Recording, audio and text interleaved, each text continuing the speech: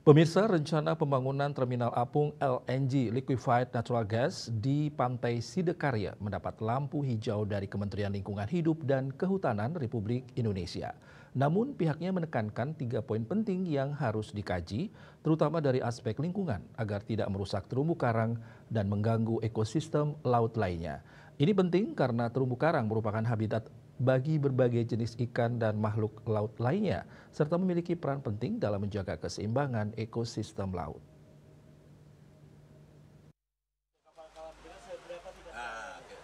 Proyek pembangunan terminal apung LNG di Pantai Sidekarya kini mendapat lampu hijau dari Kementerian Lingkungan Hidup dan Kehutanan Republik Indonesia. Pada Selasa 27 Mei 2025, Menteri Lingkungan Hidup dan Kehutanan Republik Indonesia, Hanif Nurofik turun langsung meninjau lokasi rencana proyek terminal LNG di Pantai Sidekarya. Pihaknya menyatakan bahwa dari sisi lingkungan, proyek ini bisa dilanjutkan dengan syarat penguatan mitigasi dampak ekologis, yang menegaskan terminal LNG tidak bisa dibangun sembarangan. Kajian lingkungan sosial dan keselamatan harus menjadi syarat mutlak. Ada 3 hal penting yang harus dikaji, di antaranya perlingkupan sosial, lingkungan hidup strategis, dan dampak ke sisi masyarakat, keunggulan, dan keselamatan teknis, serta dampak lingkungan. Ada 3 hal yang harus kita kaji dengan sangat seksama. Pertama, perlingkupan sosial.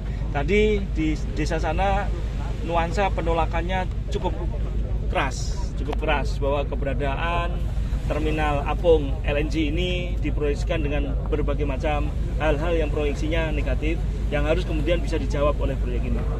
Kemudian beberapa dunia usaha juga mengkritisi rencana pembangunan terminal apung LNG ini. Nanti semua pihak wajib dihadirkan oleh pemerintah provinsi bersama tim expert kita untuk didalami. Tidak boleh ada yang kelewat, tidak boleh yang dihadirkan yang mendukung-mendukung. Kalau paling penting yang kontra-kontra itu yang dihadirkan di dalam rangka rapat-rapat pembahasan pelingkupan sosialnya. Kemudian isu lingkungan, pelingkupan lingkungannya.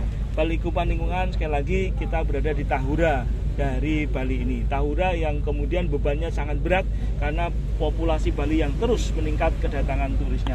Keberadaannya ini harus benar-benar dijaga, tidak boleh didestruktif oleh tindakan kita apapun. Sehingga keberadaan masyarakat di sini harus dibatasi, karena dia mengemban fungsi yang sangat besar. Kemudian juga koral atau terumbu karang. Ini saya coba cermati dari peta yang kami miliki.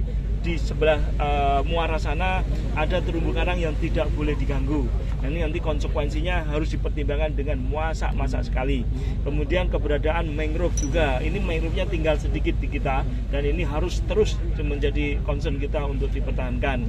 Kemudian yang terakhir terkait dengan teknik ataupun teknologinya. Nanti secara ekspor teman-teman di nasional, tim uji kelayakan, lembaga uji kelayakan itu lembaga tertinggi dari tim uji kelayakan yang ada di daerah akan mengkaji dengan detail konsekuensi terkait dengan teknologi yang digunakan. 3 hal itu menghasilkan 2, apakah ini layak ataupun tidak layak. Hasil kajian dari 3 aspek tersebut akan menentukan kelayakan proyek terminal LNG. Apabila dapat direalisasikan, proyek ini menjadi langkah nyata menuju Bali mandiri energi bersih. Sukma, Bali TV.